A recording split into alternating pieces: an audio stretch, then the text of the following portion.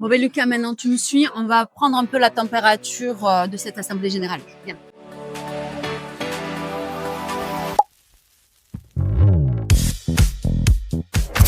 Madame Montier, bonjour.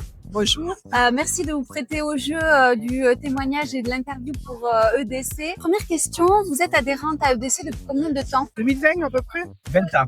Je suis adhérent à EDC depuis 10 ans. Depuis 2012, donc ça doit faire presque 14 ans. Au moins depuis 2000, Et comment vous nous avez connus? lors de l'achat de notre appartement. La suite d'un achat d'un immobilier. On a été Sollicité. téléphone.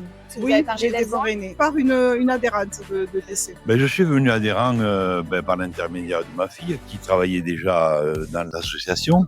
Vous êtes venu, j'imagine, pour un besoin bien particulier? Alors au début, j'étais venue parce qu'on avait acheté un appartement et c'était pour avoir des renseignements. Et après, j'ai découvert le service impôt et ça m'avait permis de remplir ma fiche d'impôt justement avec l'achat de cet appartement sous Pinel. C'est pas très simple de remplir les impôts tout seul. À être accompagné finalement Voilà. dans votre investissement? Au point de vue financier, D'accord. donc déclaration d'impôt. D'accord.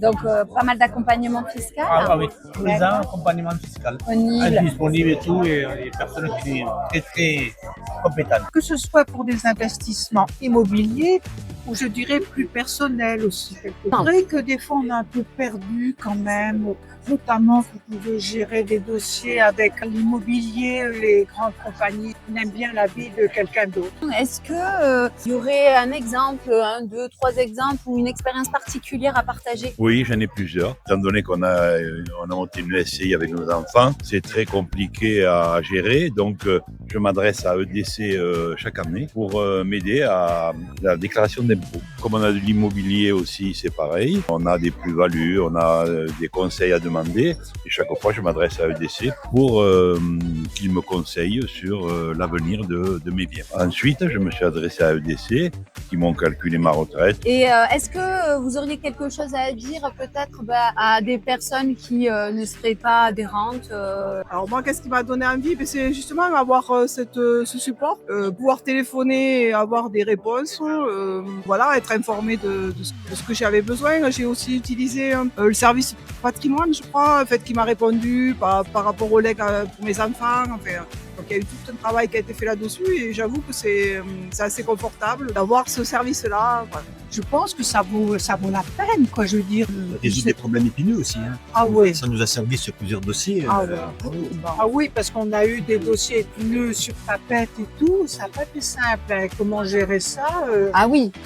juridiquement, qui s'applique localement, même si c'est rattaché à la France, il y a quand même des procédures très locales. On avait besoin d'être guidé.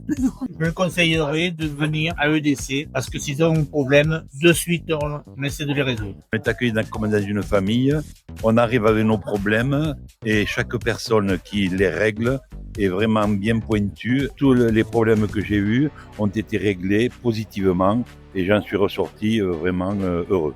C'est bien d'adhérer chez vous, même si on n'a pas de problème particulier, parce que vous faites plein d'ateliers qui sont très intéressants et qui peuvent nous aider. Les employés chez EDC sont très chaleureux, très compétents, accueillants.